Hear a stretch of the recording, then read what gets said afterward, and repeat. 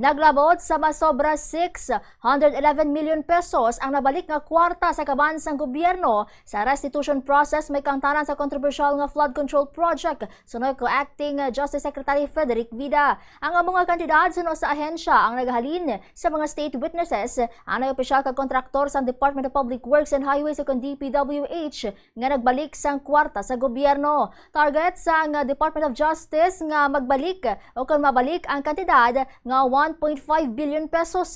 Ang mga natapos na sang preliminary investigation nga mga dokumento ang ginpasa na sa Office of the Ombudsman para sa pinal nga pag-aproba antes masaka o kung mapasaka ang nagakaigo nga kaso sa mga sospek. Kabahin sa mga posible mapasakaan sang kaso, amo sa Senator Jinggoy Estrada kag anay Public Works Secretary Manuel Bonoan. May kaangtaran gihapon sa ginaaligar anomalya sa flood control projects sa Bulacan. Nagpasiguro ang DOJ nga magapasaka pang mga ini sang dugang nga kaso sa iban pa nga mga naulamid agud mapanabat ang tanan nga may kahilabtanan sa flood control scandal. Lakip na diri si anay ako Bicol Party List Representative Zaldico nga ginapatihan nga yara sa iban nga pungsod.